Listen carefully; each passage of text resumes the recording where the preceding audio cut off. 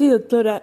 ¿Qué tan real? Sabemos que hay unos datos que se pueden registrar y otros tantos que no, porque no lleguen las denuncias, pero conocer de que superando los 5, 7, incluso 10 casos diarios que se reciben de denuncias, ¿qué tan preocupante y real es esta cifra, doctora? Bueno, las cifras son frías y las cifras son los datos alarmantes que nos tienen a nosotros las autoridades preocupados. Eh, Tenemos un dato actualizado eh, de 6.332 denuncias a nivel nacional y tenemos a Santa Cruz con denuncia de 2.241. Santa Cruz, Cochabamba y La Paz están entre los departamentos donde más registramos la denuncia en delitos contra la libertad sexual, en delitos de violencia familiar. Y bueno, tenemos también cifras, ¿no?, de que los datos registrados actualmente son contra menores de edad. Y tenemos que trabajar muchísimo las autoridades en esta, sobre todo en el tema de prevención, en hacerle conocer a nuestra sociedad, a la familia, que hay que trabajar mucho en los valores humanos. Si trabajamos en los valores, si prevenimos el delito, entonces ya no vamos a perseguirlo, ya no vamos a sancionarlo, porque en realidad lo que tiene que darse más atención es el tema de la familia. Ahí los datos que más registramos, agresiones sexuales, está en el seno materno, en el seno de la familia, en el seno, como decimos, donde más cuidado deberíamos dar a los menores de edad, porque los niños que nos llegan a nosotros agredidos sexualmente justamente es por un padrastro, un familiar, un tío, un hermano, un primo. Entonces lo que tenemos que hacer es brindar primero todo el apoyo a la víctima. La primera palabra es darle credibilidad, creerle, indagar sobre lo que nos está diciendo nuestros hijos menores.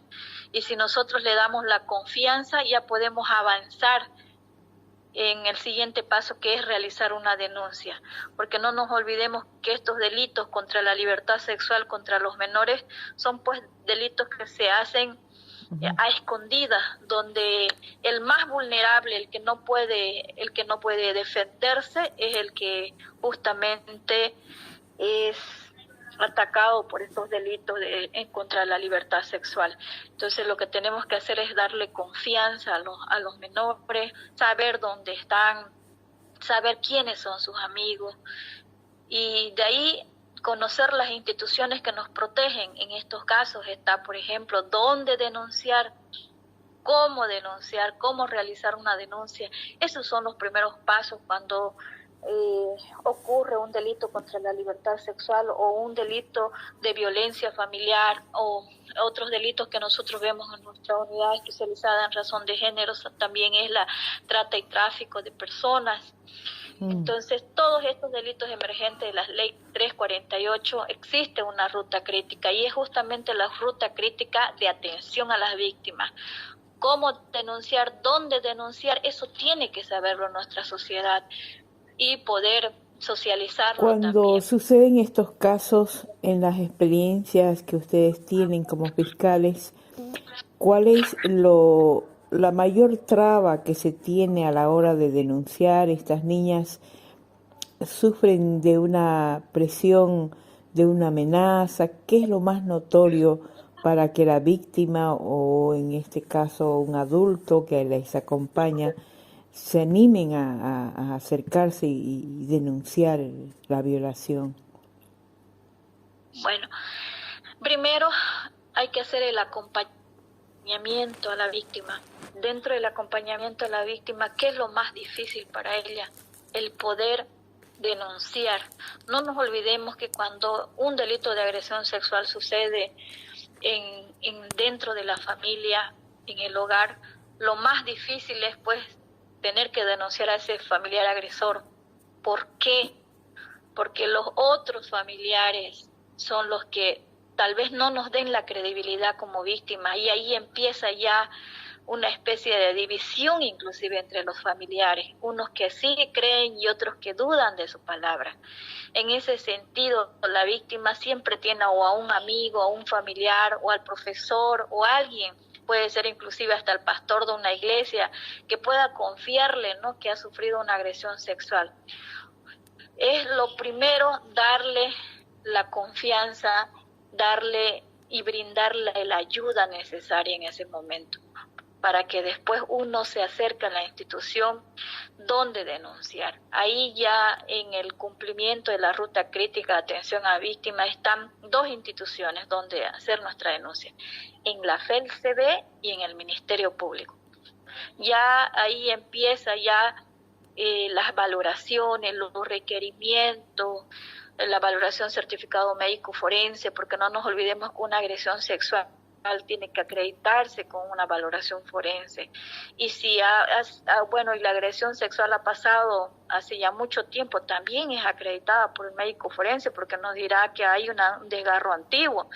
Eso se complementa con el informe psicológico que la víctima le refiere a una psicóloga. Entonces, ese es el trabajo que realiza la Fiscalía Especializada en Razón de Género, y que están también dentro de esta ruta crítica, están otras instituciones como los servicios legales integrales, como la Defensoría, por ejemplo, el CEPDAVI, el CIPLU, son instituciones que colaboran a las víctimas, que ayudan en la terapia, en la contención. Nosotros, por ejemplo, de manera coordinada trabajamos del brazo con las instituciones como la gobernación, la defensoría, donde les dan terapia ya a las víctimas, porque una víctima de agresión sexual es algo muy duro en su vida futura. No nos olvidemos que una persona que ha sufrido una agresión sexual ha sido violentada en su cuerpecito, y al haber sido violentada en su cuerpecito, ella lo tiene en su mente, lo tiene presente, y para eso nosotros necesitamos que los terapeutas hagan su trabajo, le den contención, le den terapia, y bueno, son ayudas que ellos les brindan durante 1 año, 2 años, es dependiendo del avance que ellos Doctora, puedan y tener. si me permite, entre los casos que usted ha tratado este año 2021, ¿hay alguno que lo haya impactado de manera más especial y que hace, bueno, en todos los casos hay que buscar la justicia, pero que a usted la haya impactado, doctora, como mujer, como fiscal, doctora?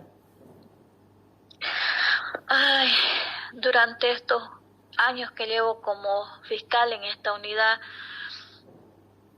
me han impactado muchos casos, sobre todo cuando hemos visto a menores que hemos traído en condiciones ya de tener que realizarle contención, uno por el miedo al agresor y porque nos los ha contado y lo hemos escuchado a través de la cámara GESEL que tenemos nosotros en la unidad. Hay muchos casos, en realidad, específicamente bajo el principio de la confidencialidad que tienen también estos casos, que se reserva esas situaciones, pero sin duda tenemos casos unos más tristes que otros. Y ahí como autoridades nosotros lo que tenemos que hacer es hacer valer los derechos de los niños, y sobre todo que esa persona que ha infringido la ley tenga su condena, tenga su sentencia, y nosotros pues acompañamos hasta juicios orales. Entonces son diversos los casos, y hay algunos que sí son denunciados, lo vemos en los medios de comunicación, pero son bastantes los que no salen a la luz justamente por el principio de la confidencialidad, de ser algo tan privado de ellos. Entonces nosotros no podemos hablar específicamente de los casos, pero son bastantes los que a mí me han marcado en esta unidad. Es correcto decir de que tenemos las denuncias diariamente de abuso sexual a menores en Santa Cruz, y que podríamos decir es en el departamento donde más casos se están dando en el país. Bueno, y no solamente los datos que tenemos, sino que los datos que han sido reflejados últimamente en el tiempo de la pandemia, ya que al estar encapsulados, al estar en el hogar, estos datos han subido para nuestra unidad. Nosotros es la unidad que más ha trabajado en el tiempo de la pandemia justamente en estos delitos, porque el estar ahí encapsulados ha hecho que la violencia familiar, por ejemplo, se dé un ¿no? disparo y aumente. Entonces, nosotros nos hemos sentido alarmados y justamente estamos trabajando como Fiscalía Especializada en prevenir. ¿De qué manera? Somos parte del Comité Interinstitucional de Lucha contra la Violencia. Nosotros, los 21 fiscales de Santa Cruz, hemos salido a socializar. ¿Y dónde? Primeramente estamos empezando con los colegios, con los profesores, con los docentes, con los directores, de manera que nosotros les podamos enseñar como autoridades a los docentes, a los directores, personal administrativo, a prevenir los delitos.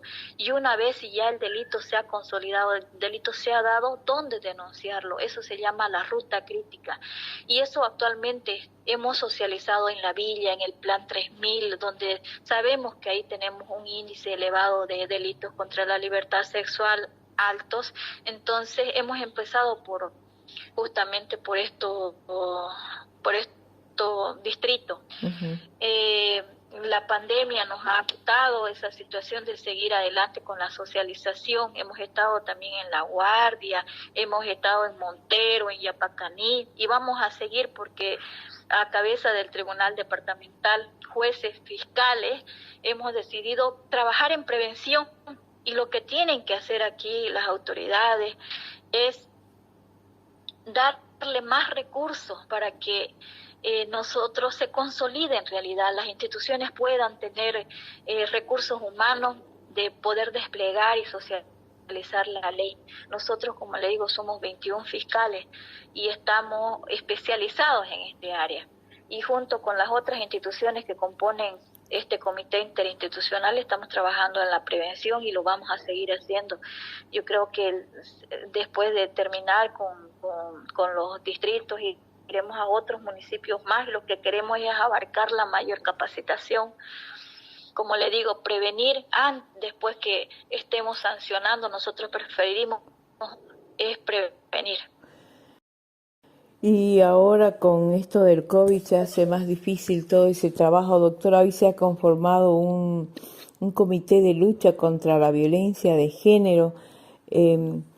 Se tendrá que trabajar mucho más de manera conjunta con las instituciones y se tendrá que trabajar doblemente cuando hablamos de nuestras niñas, ¿no? De nuestras menores, doctora. Eso es lo que nos preocupa muchísimo y es la preocupación de todos nosotros, de que tenemos que seguir trabajando y hay que trabajar mucho en prevención, en enseñarles que ellos puedan replicar en realidad la misma ley 348, que ellos puedan distinguir, los niños, por ejemplo, que puedan distinguir de una caricia buena de una caricia mala, donde es ahí donde empieza, por ejemplo, los delitos contra la libertad sexual.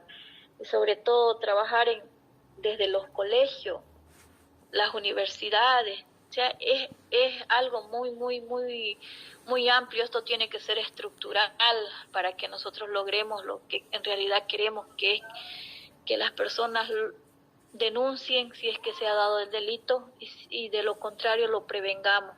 Prevenir el delito creo que es lo mejor que podemos hacer.